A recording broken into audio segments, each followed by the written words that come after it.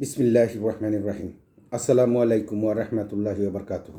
প্রিয় ভাই বন্ধু ফলোয়ার্স, যারা আমাকে ফেসবুকে এবং ইউটিউবে দেখে থাকেন এবং লাইক কমেন্টস করেন, আপনাদের সকলকেই শুভেচ্ছা এবং সালাম। আসসালামু আলাইকুম ওয়া রাহমাতুল্লাহি ওয়া বারাকাতুহু। আমি এখানে একটা হাদিস আনছি, সেটা লম্বা হাদিস। রাসূল সাল্লাল্লাহু আলাইহি ওয়াসাল্লাম এই হাদিসটা বর্ণনা করছেন আনাস ইবনে মালিক রাদিয়াল্লাহু আনহু। তো এখানে রাসূল সাল্লাল্লাহু আলাইহি ওয়াসাল্লাম বলছেন যে হাসরের দিন, যেদিন মানুষকে একত্রিত করা হবে, সেই ভয়াবহ হাসরের মাঠে সবাই যন্ত্রণায় এদিক ওদিক ছুটাছুটি করতে থাকবে। তারা উপায় অবলম্বন খুঁজতে থাকবে, কাকে ধরলে কি হবে, কার কাছে যাবে, কার কাছে সব সুপারিশ নিবে, কে তার জন্য সাফায়াত করবে, সুপারিশ করবে। ব্যতিব্যস্ত একটা অবস্থা, যন্ত্রণার মধ্যে সবাই দৌড়াদৌড়ি করতে থাকবে। এই সময় অনেকেই হজরত আদম আল্লাহ সাল্লামের কাছে যাবেন, যাই বলবেন যে আমাদের আদি পিতা, আপনি তো আমাদের পিতা, তো আপনি আমাদের জন্য একটু আল্লাহর কাছে সাফায়াত করেন, যেন আমরা এই যন্ত্রণা থেকে মুক্তি পেতে পারি, আমরা যেন জান্নাতে যেতে পারি। তো আদম আল্লাহ সাল্লাম তখন বলবেন যে দেখো, এটা আমার পক্ষে সম্ভব না, কেননা যেহেতু আল্লাহ তাআলা আমাকে নিষেধ করেছিলেন যে সে নিষিদ্ধ একটি গাছের ফল খেতে, আমি তো ভুল করে ফেলছিলাম। অতএব এই ভুলের জন্য আমি আল্লাহর কাছে সাফায়াত করার অধিকার আমি রাখি না, আমি লজ্জিত। তো তখন বলবে তোমরা একটা কাজ করো, নূহ আলাইহিস সালামের কাছে যাও। পরবর্তীতে তো নূহ আলাইহিস সালাম নবী হিসেবে তোমাদের কাছে প্রেরিত হয়েছে, উনি হয়তো পারবে আল্লাহ তাআলার কাছে বলতে। তো সবাই দৌড়ায় তখন নূহ আলাইহিস সালামের কাছে যাবে। তো নূহ আলাইহিস সালামের কাছে যাইয়া যখন বলবে যে আপনি তো আমাদের নবী ছিলেন, আপনি একটু আল্লাহর কাছে আমাদের জন্য প্রার্থনা করেন, আল্লাহ যেন আমাদেরকে এই যন্ত্রণা থেকে মুক্তি দেন। তো তখন কি হবে, নূহ আলাইহিস সালাম বলবে যে না, আমি এই সাহস রাখি না, কেননা আল্লাহ তাআলা আমাকে ৯৫০ বছর হায়াত দিছিলেন। এই ৯৫০ বছর আমি অনেক চেষ্টা করেছি, অনেক চেষ্টা করে দেখেছি, আমার কথা অনেকেই শুনে নাই। তো অতএব আমি লজ্জা বোধ করতেছি আল্লাহর কাছে এই সাফায়াত করার জন্য। তো তোমরা এক কাজ করো, তোমরা মুসা আলাইহিস ইব্রাহিম তোমরা ইব্রাহিম আলাইহিস সালামের কাছে যাও। তোমরা ইব্রাহিম আল্লাহ সাল্লামের কাছে যাও, ইব্রাহিম আল্লাহ সাল্লাম হয়তো আল্লাহর রহমতে তোমাদের জন্য কিছু করতে পারেন। তো সবাই তখন দৌড়ে ইব্রাহিম আল্লাহ সাল্লামের কাছে যাবে। ইব্রাহিম আল্লাহ সাল্লামকে বলবে যে হ্যাঁ, আপনি তো আমাদের নবী ছিলেন, আল্লাহ তো আপনাকে বন্ধু বানিয়েছিলেন, খলিলুল্লাহ বানিয়েছিলেন। তো আপনি আমাদের জন্য একটু আল্লাহর কাছে সাফায়াত করেন, আমরা যেন এই যন্ত্রণা থেকে মুক্তি পেতে পারি, আমরা যেন জান্নাত পেতে পারি। তো তখন ইব্রাহিম আল্লাহ সাল্লাম বলবেন যে দেখো, আমিও সাহস রাখি না, কেননা আমি তো, ঘটনা হলো যে আমাকে যখন মুশরিকরা ওইখানে বলছিল যে তুমি মূর্তি পূজা করো, তখন আমি বলছিলাম যে আমি অসুস্থ। তো এরকম ঘটনা হলো যে উনিও সাহস রাখতেছে না। তখন বলল যে তোমরা এক কাজ করো, মুসা আল্লাহ ইসলামের কাছে যাও, যেহেতু মুসা আল্লাহ ইসলামের সাথে আল্লাহ তাআলা স্বয়ং কথা বলছেন, তো উনি হয়তো পারবেন। তো সবাই দৌড়ে মুসা আল্লাহ সাল্লামের কাছে আসবে। মুসা আল্লাহ সাল্লামের কাছে আইসে যখন ফরিয়াদ জানাবে যে আপনি তো আমাদের নবী ছিলেন, আপনি একটু আল্লাহর কাছে ফরিয়াদ করেন, আমাদের জন্য একটু সাফায়াত করেন, যেন আমরা এই যন্ত্রণা থেকে, এই আযাব থেকে মুক্তি হতে পারি, জান্নাত পেতে পারি। তো মুসা আল্লাহ সাল্লাম তখন বলবেন যে দেখো, আমি অনেক ভুল করে ফেলছি। আমিও যখন ইয়ং ছিলাম, তখন আমি এক লোককে থাপ্পড় দিয়ে মেরে ফেলছি। তো কাছাকাছি আমি এটাতে লজ্জিত।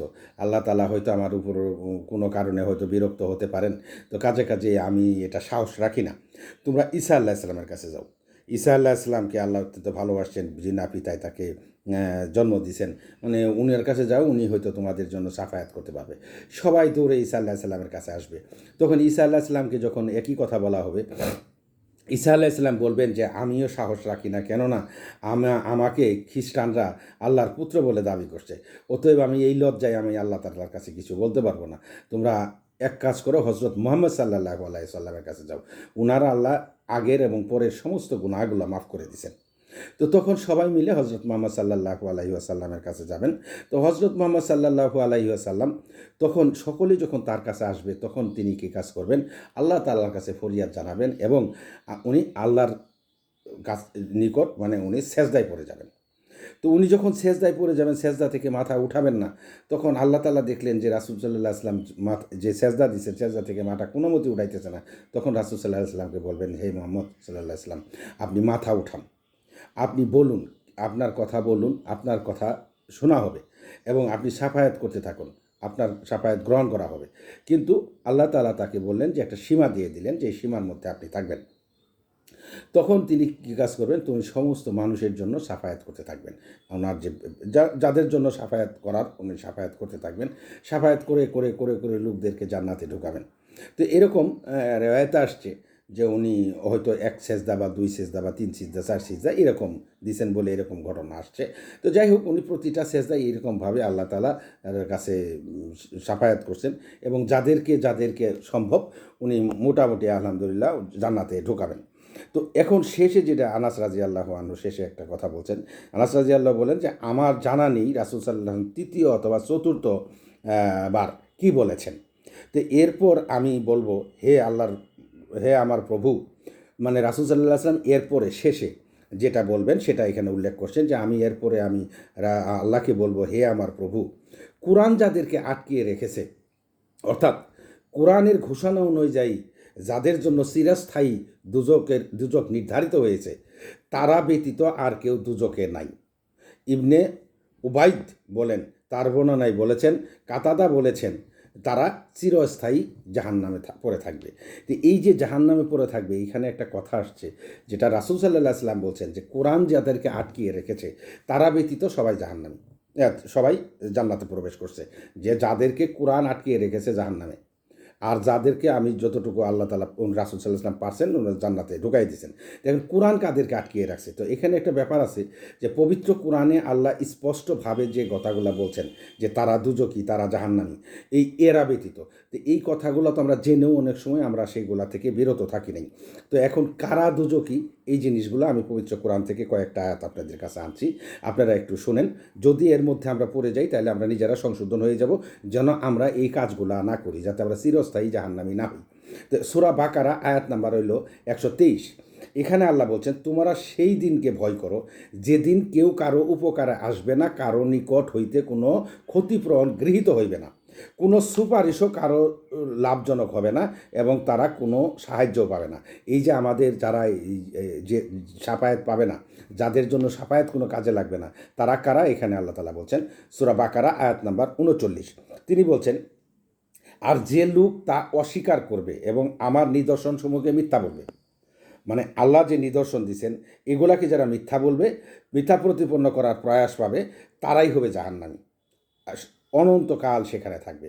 সূরা নিসা আয়াত নাম্বার 10। এখানে আল্লাহ বলছেন, যারা এতিমদের অর্থ অন্যায়ভাবে খায় তারা নিজেদের পেটে আগুনই ভর্তি করেছে, অর্থাৎ সত্যই তারা আগুনে নিক্ষেপ হবে। তার মানে কি, এতিমদের সম্পদ কোনো মতেই ভক্ষণ করা যাবে না অন্যায়ভাবে। আরেকটা সূরা বলছে, সূরা ইউনুস আয়াত নাম্বার হলো 8। অবশ্যই যেসব লোক আমার সাক্ষাৎ লাভের আশা রাখে না, মানে আমরা আখিরাতকে বিশ্বাস করি না যে আখিরাতে আল্লাহ তাআলা আমাদেরকে বিচার করবেন, হাসরে একত্রিত করবেন, এই বিশ্বাসটা না রেখে আমরা দুনিয়া নিয়ে ব্যস্ত যারা থাকি, সেই কথাটা এখানে বলা হয়েছে। সূরা ইউনুস আয়াত নাম্বার 8। আল্লাহ বলছেন, অবশ্যই যেসব লোক আমার সাক্ষাৎ লাভের আশা রাখে না এবং পার্থিব জীবন নিয়ে উৎফুল্ল রয়েছে, দুনিয়া নিয়ে উৎফুল্ল রয়েছে, তাতেই প্রশান্তি অনুভব করছে, মানে তারা খুব শান্তি পাচ্ছে, এবং যারা আমার নিদর্শনসমূহ সম্পর্কে বেখবর, তারা দুজকে।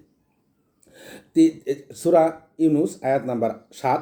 এখানেই বলা হয়েছে যে এমন লোকদের ঠিকানা হবে আগুনে, সেসবের বদলা হিসাব বা তারা অর্জন করেছে, মানে যেসবের, এখানে ওই সূরা ইউনুস আয়াত নাম্বার হলো 8।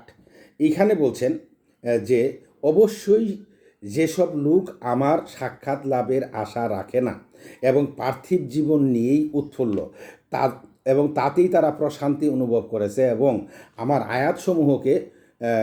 আয়াতসমূহ সম্পর্কে বেখবর, মানে তারা এটাকে খেয়াল করে না, বেখবর, এমন লোকদের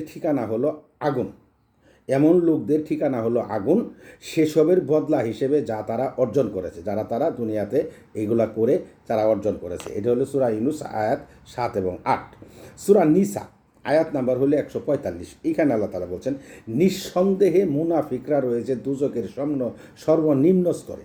নিঃসন্দেহে মুনাফিকরা রয়েছে দুজকের সর্বনিম্ন স্তরে, আর তোমরা তাদের জন্য কোনো সাহায্যকারী কখনো পাবে না। তো মুনাফিক কারা? মুনাফিক হলো যে যারা কথায় কথায় মিথ্যা বলে, ওয়াদা করে ওয়াদা রক্ষা করে না এবং আমানত রক্ষা করে না, যা আমানত রাখলে আমানত খেয়ানত করে, আর ঝগড়া ফাসাদ হলেই তারা অশ্লীল ভাষায়, মানে কারোর সঙ্গে কোনো কথা কাটাকাটি হলেই বা কোনো রকমের কোনো একটু ঝগড়া হলেই তারা অশ্লীল ভাষায় কথা বলে, এরা হলো মুনাফিক। আরেকটা সূরাতে আল্লাহ তাআলা বলছেন, সূরা হুমাজা, ওইখানে বলছেন যে ওয়াইলুল্লি কুল্লি হুমাজাতিল লুমাজা আল্লাযী জামা আমালা ওয়াদ্দাদা ইয়াসাবু আন্না মা লাহু আখলাদা। যাই হোক, এইখানে এর মূল যে ঘটনা হয়েছে, আল্লাহ বলছেন যে যারা আমাকে আমার সামনে এবং পিছনে, মানে কারো সামনে এবং পিছনে, কোনো ব্যক্তির সামনে এবং পিছনে তারা গীবত করে, সমালোচনা করে এবং ধন সম্পদ গণনা করে অর্জন করে শুধু গণে, কিন্তু মানুষকে দান করে না, সদগা করে না, তাদের স্থান হবে হুতামা। তো হুতামা কি? তো ওই সূরাতেই বলা হয়েছে যে হুতামা কি? হুতামা হলো প্রজ্বলিত অগ্নি, মানে তারা ওইখানে চিরস্থায়ী হবে। তো অতএব আল্লাহ তাআলা বলছেন, এবং আরেকটা আয়াতে আসছে যে যারা আল্লাহর সঙ্গে কাউকে শরিক করে তারা কখনো বেহেশতে যাবে না, তারা কখনোই জান্নাতে যাবে না। তো এই জিনিসগুলো আমাদেরকে খেয়াল করতে হবে যে পবিত্র কোরআনে রাসূল সাল্লাল্লাহু আলাইহি ওয়াসাল্লাম অবশ্যই আমাদের জন্য সুপারিশ করবেন, শাফায়াত করবেন, অধিকার রাখেন, কিন্তু এদের জন্য করতে পারবে না, যেহেতু পবিত্র কোরআনে আল্লাহ অলরেডি ডিক্লার দিয়ে দিয়েছেন। মানে কারা কারা দুজকি, এই জিনিসগুলো অলরেডি পবিত্র কোরআনে ডিক্লার দিয়ে দিয়েছেন। এরা ছাড়া, মানে কোরআন যাদেরকে আটকে রাখবে তারা ছাড়া বাকিগুলাকে আলহামদুলিল্লাহ রাসূল সাল্লাল্লাহু আলাইহি ওয়াসাল্লাম হয়তো সাফায়াত করে নিতে পারবেন জান্নাতে, কিন্তু পবিত্র কোরআনে আল্লাহ স্পষ্টভাবে যাদের কথা বলছেন তারা কখনোই জান্নাতে যাবে না। অতএব আমি অনুরোধ করব যে আমরা সবাই পবিত্র কোরআন আমরা পড়ি এবং বুঝি। এখন পবিত্র কোরআন বাংলা এবং ইংরেজিতে তর্জমা সহ আসছে। তো আমরা যদি একটুটা কষ্ট স্বীকার করি তাহলে আমরা কোরআন কিনে পড়ে আমরা জানতে পারবো যে আল্লাহ কী বলছেন। অতএব আল্লাহর কথার বাইরে কোনো কাজ হবে না। আর রাসূল সাল্লাল্লাহু আলাইহি ওয়াসাল্লাম যে হাদিসগুলো আসছে, আমরা তো হাদিস শুনি, হাদিস বলি, হাদিস কী বলে করি, অনুসরণ করি, কিন্তু হাদিসটা কি? হাদিস কিন্তু কোরআনেরই বাণী ব্যাখ্যা, মানে আল্লাহ তাআলা যা বলছেন রাসূল সাল্লাল্লাহু আলাইহি ওয়াসাল্লাম সেই কথাগুলোকে বিভিন্ন সময় বিভিন্নভাবে আমাদেরকে বোঝানোর জন্য বলছেন। তো এই জন্যে আমাদেরকে এই পবিত্র কোরআন পড়তে হবে এবং হাদিসও পড়তে হবে। তবে আমাদের সবচেয়ে যে জিনিসটা, হাদিস গ্রন্থ যদি আমরা পড়তে যাই, এই বড় বড় হাদিস গ্রন্থ, এগুলো কত হাদিস, এক একটা হাদিস গ্রন্থে 7,000, 8,000, 9,000, 5,000, 4,000 করে হাদিস। তো এগুলো আমাদের জন্য কঠিন। তো পবিত্র কোরআন আমরা যখন অন্তপক্ষে আমরা ব্যাখ্যা না জানি, অনুবাদগুলো জানলেই আমাদের জন্য যথেষ্ট। আমরা শাব্দিক অর্থগুলোও যদি জানি যথেষ্ট। তো আমরা চেষ্টা করব ইনশাল্লাহ যে পবিত্র কোরআন কিনে, বাংলা অর্থসহ অনুবাদ সহ কিনে আমরা পড়ব এবং আমরা জানতে চেষ্টা করব এবং সেই অনুযায়ী আমল করতে চেষ্টা করব। যত কিছুই করি ভাই, আমল ছাড়া কোনো মাপ নাই। একটা হাদিসে আসছে রাসূল সাল্লাল্লাহু আলাইহি ওয়াসাল্লাম ওনার মৃত্যুর সময় উনি ওনার আদরের মেয়ে আমাদের মা ফাতেমা রাদিয়াল্লাহু আনহাকে ডাকলেন এবং ফাতেমা রাদিয়াল্লাহু আনহার ফুফু, হ্যাঁ, ওনাকেও ডাকলেন। ডাকার পরে রাসূল সাল্লাল্লাহু আলাইহি ওয়াসাল্লাম বললেন যে মা, আমি তোমরা দুনিয়াতে থাকা অবস্থায় আমল করো, আমি তোমাদের জন্য কিছু করতে পারবো কি পারবো না, হয়তো আমি তোমাদের জন্য কিছু করতে পারবো না, তোমাদের আমলই তোমাদের জন্য ফায়সালা করে দিবে। অতএব তোমরা দুনিয়া থেকে যা করবা সেটাই হলো তোমাদের পরবারের জন্য যথেষ্ট। তো অতএব এখানে রাসূল সাফায়াত করবেন নিজের মেয়ের ব্যাপারেও বলছে যে আমি হয়তো তোমাদের জন্য কিছু করতে পারবো না, কিন্তু তোমরা আমল করতে চেষ্টা করো। তো এই জন্যে আমাদের কথা হলো যে নিজের আমল দিয়েই আমাদেরকে যেতে হবে। আমল যদি আমরা না করি কোনো লাভ হবে না। বুঝ আল্লাহ তাআলা আমাদেরকে দান করুক, আল্লাহ আমাদেরকে তৌফিক দান করুক।